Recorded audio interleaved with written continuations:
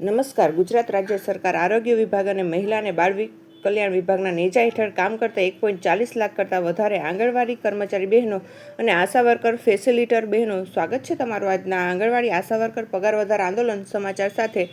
અમારી આ YouTube channel જેનું નામ છે ગુજરાતી જીકેની જમાવટ. તો ગઈકાલે એટલે કે 8 માર્ચ 2026 વિશ્વ મહિલા દિવસ નિમિત્તે ગુજરાત રાજ્ય સરકારના આરોગ્ય વિભાગ અને મહિલા અને બાળ વિકાસ વિભાગ નેજા હેઠળ કામ કરતા 1.40 લાખ કરતાં વધારે આંગણવાડી કાર્યકર, તેડાગર બહેનો, આશા વર્કર અને ફેસિલિટર બહેનો દ્વારા જે કહી શકાય કે ગાંધીનગર ખાતે પગાર વધારો, સારી ક્વોલિટીના સ્માર્ટફોન અને ડિજિટલ કામના પ્રશ્ન અંગે ગાંધીનગરના સત્યાગ્રહ છાવણી ખાતે હલ્લાબોલ કર્યો હતો અને ઉગ્ર વિરોધ કર્યો હતો. તો જાણીશું આજના વિડીયોમાં કર્મચારી બહેનો કે આપ સૌ બહેનો દ્વારા ગઈકાલે કરવામાં આવેલું જે આંદોલન છે, ઉગ્ર વિરોધ કાર્યક્રમ છે, તેનાથી ડગાઈને સરકાર શું નિર્ણય લઈ શકે છે અને શું હતી મુખ્ય માંગણીઓ, શા કારણે આ બહેનો જે છે તે સત્યાગ્રહ છાવણી ખાતે એકઠા થયા હતા,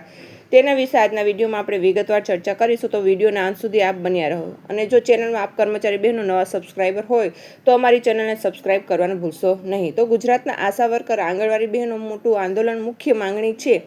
માનદ વેતનમાં વધારો કરો, સ્માર્ટફોન, સારી ક્વોલિટી અને ડિજિટલ કામના પ્રશ્ન. ગાંધીનગરમાં આશા કાર્યકર બહેનો અને આંગણવાડી બહેનો ઉગ્ર વિરોધ કાર્યક્રમ થયો હતો. આપ સૌને જણાવી દઈએ કે છેલ્લા 2 દાયકાઓથી આ બંને સવર્ગો જે કર્મચારીઓ છે જે આરોગ્ય વિભાગના નેજા હેઠળ તેમજ મહિલા અને બાળ કલ્યાણ વિભાગના નેજા હેઠળ કામ કરે છે, તેઓ પોતાની મુખ્ય માંગણી જેવી કે માનદ વેતનના વધારો, ઓનલાઈન કામગીરી માટે સારી ક્વોલિટીના સરકાર ફોન આપે, ઇન્ટરનેટ રિચાર્જ કરી આપે, તદુપરાંત રાજ્ય સરકાર કર્મચારી જાહેર કરી અને આપ સૌ બહેનોને જે છે તે અન્ય સરકારી કર્મચારીઓ જો લાભ આપવા સહિત જે 12 મુખ્ય પડતર માંગણી છે તેને લઈ અને દાયકાઓથી આપ સૌ બહેનો સરકાર સામે ઝઝૂમી રહ્યા છે. ગુજરાત રાજ્ય સરકારની વાત કરીએ તો ઘણા ખરા આંગણવાડી કર્મચારી બહેનો, આશા વર્કર બહેનોએ હાઈકોર્ટમાં કેસ દાખલ કરેલા હતા અને ગત ઓક્ટોબર 2024 અને 25 ઓગસ્ટ 2020 ઓગસ્ટ અને 2025ના રોજ આપ સૌ બહેનોની તરફેણમાં જ્યારે ગુજરાત હાઈકોર્ટ ડિવિઝન બેન્ચ દ્વારા પણ ચુકાદો આપી અને ભલે આપ સૌ કર્મચારી બહેનો માનદ વેતન કર્મી છો, પરંતુ તમને જીવન જીવવા પૂરતું વેજીસ એટલે કે ગુજરાત રાજ્ય સરકારમાં જે સૌથી લોઅર કેડર છે, વર્ગ 4 પટાવાળાના જે લઘુત્તમ બેઝિક પગાર 14,800 તેટલું માનદ વેતન હાલના પગાર વધારામાં કરી આપવાનો ઐતિહાસિક ચુકાદો જ્યારે હાઈકોર્ટ પણ આપી દીધો છે. પરંતુ સરકાર દ્વારા જે છે તે અવારનવાર હાઈકોર્ટ હોય કે સુપ્રીમ કોર્ટ જે ચુકાદો તેની અવગણના કરવામાં આવે છે અને આપ સૌ કર્મચારી બહેનોની ઉપેક્ષા કરવામાં આવે છે. ત્યારે હવે આપ સૌ બહેનો આક્રમક મૂડમાં આવી ગયા છો અને ગઈકાલે વિશ્વ મહિલા દિવસ નિમિત્તે ગુજરાતમાં આશા અને આંગણવાડી બહેનો મોટું આંદોલન છેડ્યું હતું. ગુજરાતની પાયાની આરોગ્ય અને પોષણ સેવાઓ સાથે સંકળાયેલી આશા વર્કર અને આંગણવાડી કર્મચારી આશરે 1.40 લાખ મહિલા કર્મચારી દ્વારા પોતાના પડતર પ્રશ્નોના ઉકેલ માટે ફરી એકવાર આંદોલનનું શસ્ત્ર ઉગામ્યું છે. ગાંધીનગરના સત્યાગ્રહ છાવણી ખાતે મોટી સંખ્યામાં એકઠી થયેલા આ મહિલા કર્મચારીઓએ સરકાર વિરોધ સૂત્રોચ્ચાર કરી વાતાવરણ ગજવી દીધું હતું. આ વિરોધ પ્રદર્શન દરમિયાન પોલીસે આંદોલનના આગેવાન ચંદ્રિકા સોલંકી સહિત અંદાજે 100 જેટલી મહિલા કાર્યકરોની અટકાયત પણ કરી હતી. એક બાજુ જ્યારે આપ સૌ કર્મચારી પોતાની પડતર માંગણીઓને વાચા આપવા માટે સરકાર સામે ગાંધી ચિંધ્યા માર્ગે આંદોલન કરી રહ્યા છે, ત્યારે સરકાર પણ આપ સૌ બહેનોને આંદોલન ન કરો અને સરકાર જે પગાર આપે છે તેમાં રેડી ખાઓ તેવી નીતિ સાથે પોલીસના દમન અને અત્યાચારથી આપ સૌ બહેનોને અટકાવવાની કોશિશ કરવામાં આવે છે. ફોન અને ડિજિટલ કામગીરી સામે રોષ તો આંગણવાડી બહેનો સૌથી વધુ રોષ ટેકનોલોજી સામે થઈ રહ્યા, જેથી હેરાનગતિ બાબતે વર્ષ 2022માં રાજ્ય સરકાર દ્વારા નવા સ્માર્ટફોન આપવાની જાહેરાત પણ કરવામાં આવી હતી. પરંતુ આજે 4 વર્ષ કરતાં વધારે સમય વીતવા છતાં પણ હજુ સુધી આ વચન અમલમાં આવ્યું નથી. હાલમાં બહેનો પાસે જે જૂના મોબાઈલ છે તે ચાલતા નથી અને સરકારી એપ્લિકેશન વારંવાર હેક થઈ જતી હોવાથી ડેટા એન્ટ્રી કરવી અશક્ય બની રહી છે. આથી જ બહેનોએ આ બાબત વિરોધ સામે 5 માર્ચથી 15 માર્ચ સુધી જે છે તે ઓનલાઈન કામગીરી અળગા રહી અને ફક્ત પોષણ ટ્રેકર અને ઓનલાઈન જે ઓફલાઈન જે રજિસ્ટ્રેશન છે તેમાં બાળકોની સંખ્યા અને પોષણ ટ્રેકરને જે છે તે વિગતો દર્શાવવાની નક્કી કરવામાં આવ્યું છે. ખાસ કરીને ગ્રામીણ વિસ્તારોમાં નેટવર્કની નબળી સુવિધાઓને કારણે બહેનોએ પોષણના બાળકો પોષણ અને સંભાળ પર ધ્યાન રાખવાને બદલે આખો દિવસ મોબાઈલ પાછળ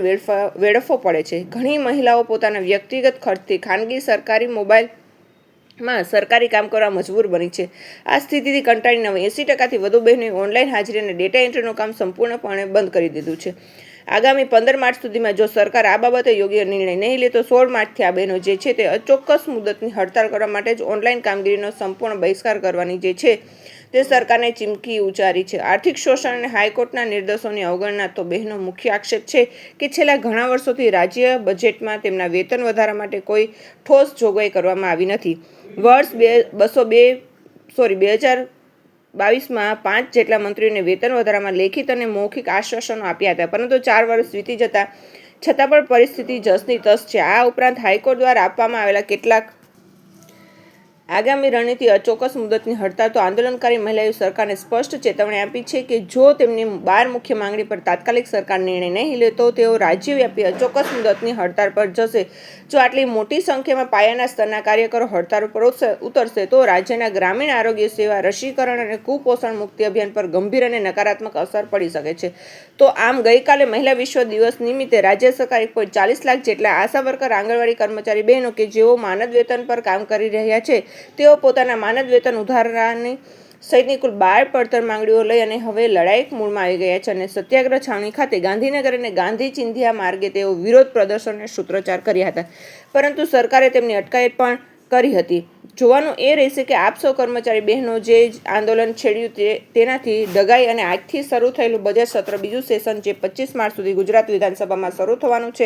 ચાલવાનું છે તો 9 માર્ચથી 25 માર્ચની વચ્ચે મહિલા અને બાળ કલ્યાણ વિભાગ દ્વારા અથવા નાણાં વિભાગ દ્વારા આપ સૌ બહેનો પગાર વધારા સહિતની જે માંગણી છે તેને લઈને કોઈ જાહેરાત કરાઈ છે કે નહીં એ તો સમય જ બતાવશે, પરંતુ ક્યાંક ને ક્યાંક સરકાર કોઈ ઠોસ અને નક્કર જે કહી શકાય કે પગલાં લે તેવી આશાઓ હાલમાં જન્મી છે. જય હિન્દ. અસ્તુ.